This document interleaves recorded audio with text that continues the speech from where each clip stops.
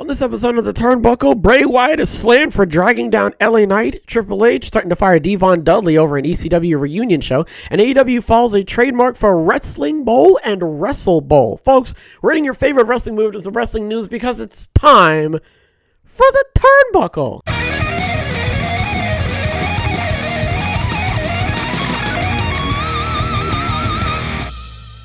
For the past few weeks, Bray Wyatt has been engaged in a feud with LA Knight. It has seen Knight slap Wyatt in the face and allegedly attack him backstage. The feud also featured several excellent promos from both stars. As seen on last week's episode of Friday Night SmackDown, Uncle Howdy made a shocking appearance in the flesh during Bray Wyatt's segment. This segment ended up getting a mixed reaction from fans. While speaking on Jim Cornette's drive-thru, Jim Cornette talked about the aforementioned segment. He has slammed Bray Wyatt for dragging down LA Knight with him. People have been saying the guy can talk, the guy can work or whatever, he can talk. The problem is he never got to the point, and we haven't seen him wrestle, so we don't know if he can work, and we don't know what the heck is going on here and give a crap at this point, and it's dragging LA Knight down now with him. What do people like about this? I'm gonna say something controversial yet brave. I agree with Jim Cornette.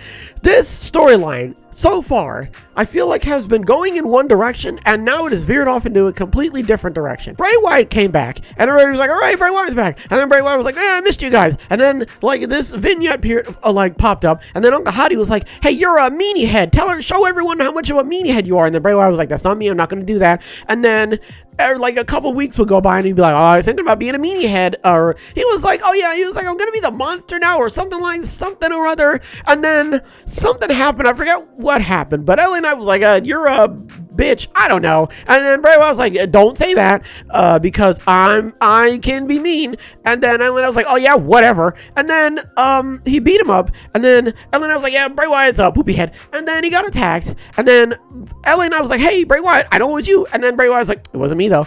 And then Bray Wyatt was like, okay, that's a lie. And then he got attacked again. And then LA Knight came back again and was like, Bray Wyatt, I know it's you. And then Bray Wyatt came in and was like, it's not me though. And then they started fighting, and Uncle Howdy went like, hello.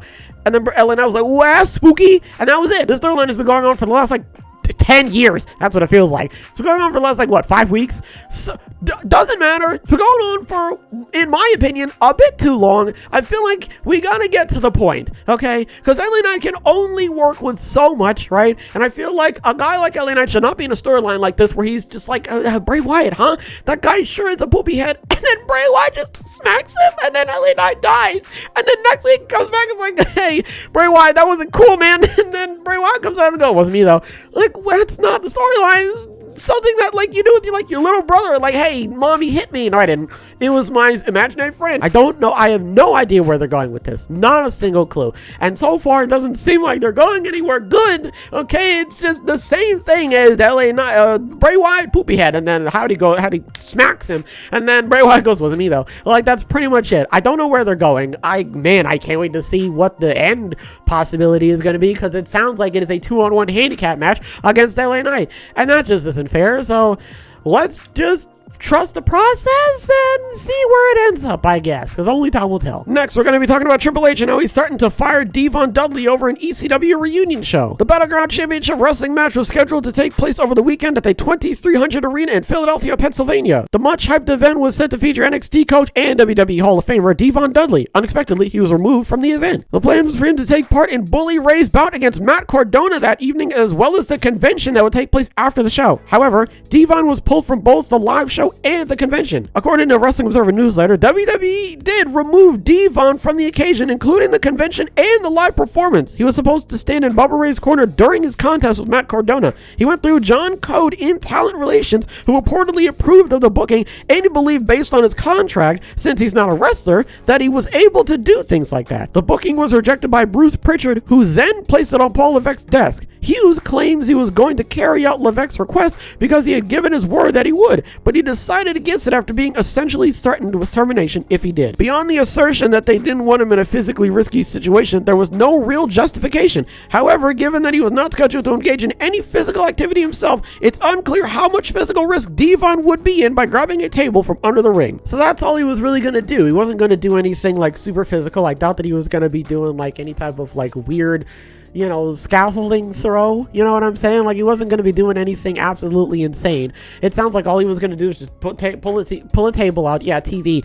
He was just going to pull a table out, and then bada bang, 3D, bada done, and they could go home, but not really, because they had to go to the convention. I don't necessarily know where the entanglement came to. Like, I don't know where this like got snagged. You know what I mean? I don't know what I don't know what like the kink in the hose. Like, I don't know where that like sort of happened, but it seems kind of weird that he just sort of like completely axed, bro. Not even the match, the entire thing afterwards, the convention, like all of it, the performance, everything. He said, no, you're not doing it. So it leads me to believe that there must be some type of like conflict of maybe what the promotion was doing or something. I don't know. Maybe there was something that Triple H knew about the promotion that we didn't know, and that's why maybe Triple H had a premonition while he was sleeping, and he thought that Devon was going to have some dodgy food, and he was just going to be MIA for a couple weeks, and maybe that's why he, didn't allow him to do it. I don't know what it could be. Hopefully it's something like super serious, and Triple H is being like a weird gatekeeper all of a sudden for some weird reason, so whatever it is, hopefully it's not that serious, and we'll find out eventually. Finally, AEW files to trademark Wrestling Bowl and Wrestle Bowl. AEW has filed to trademark new potential names for wrestling events. The promotion has reportedly filed to trademark the terms Wrestling Bowl and Wrestle Bowl. The NWA produced 2 Super Bowl of wrestling events in the 1970s. The first took place in Cleveland on August 12, 1972, saw Johnny Powers defeat Johnny Valentine. A second Super Bowl of wrestling was held on January 25th, 1978 in the Miami Orange Bowl. NWA champion Harley Race and WWF champion Billy Graham went to a 60-minute time limit draw in the main event. Several independent organizations have run events named, quote, Wrestle Bowl in the past as well. These include Heart of Texas Wrestling, which presents Wrestle Bowl 2 in February. Pro Wrestling All-Stars of Detroit held an event with that name earlier this year, and Hoosier Pro Wrestling also held a Wrestle Bowl event in 2000. WCW produced several Battle Bowl events, both as part of Starrcade 91 and 92, and as its own standalone pay-per-view in 93. A fourth Battle Bowl was held at WCW Slamboree in 1996. Impact Wrestling has held 8 Turkey Bowls throughout its history. The unique rules of the match involved a pin wrestler having to wear a turkey suit after. Impact has not held a Turkey Bowl since 2018, however. I would love it if they filed a trademark for Wrestling Bowl or Wrestle Bowl and like they just held it in like March and it was like a Thanksgiving themed show. Like just whatever, just absolutely throw everybody off. Usually with trademarks like this, you kind of get an idea, right? With like Reign of Terror and like somebody's name, you know what I'm saying? Like you kind of get an idea of like where this is going to end up. But with Wrestling Bowl and Wrestle Bowl, considering the fact that it's like both of them, I guess like helps, if you want to like shorten it, I guess, it's kind of like I got, up in the air about what it could potentially be. I'm excited. I'm looking forward to it. I'm hoping it's just a really big bowl with the ropes on it and like I don't know, just a really big bowl and you can't see a single thing. So what if it's like a big clear bowl and they like wrestle in it? I don't know. I'm hoping that that's what it is. I hope it's just a really, really big bowl. What if it's like an eating contest and they have to like wrestle their way and whoever wins gets like the loser has to eat whatever's in the bowl? What are we talking about? Bray Wyatt got slammed for the storyline he's in with LA Knight. Ay, man, this has been going on for a long while, okay? It feels like it's been going on for like 8 months, and I think it's been going on for like maybe almost over a month, probably less than that, but Jim Cornette's right, man. This has been going on for just a little bit too long, and hot damn, LA Knight, I kind of feel bad for you, I'm not gonna lie.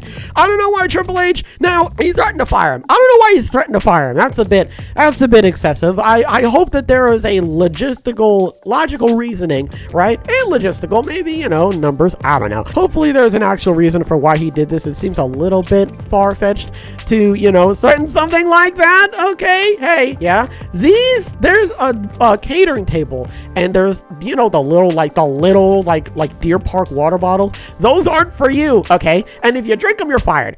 Okay, all right, gee, I'm not gonna drink them. Lord, relax, so that kind of, it's giving that a little bit, And AEW files a trademark for Wrestling Bowl and Wrestle Bowl. Again, what if it's just a bowl? What if it's just a ceramic bowl that has AEW just like etched in the, what if it's like a really nice looking wooden bowl that Tony Khan made in his woodshop class when he was in high school, and he wants to show it off, and this is the only way he feels like he can. I mean, listen, we don't really know at the end of the day, so only time will tell what it's actually going to be. Folks, that's going to do it for this episode. Hopefully everybody has a wonderful tonight and a wonderful tomorrow, and as always, big hugs.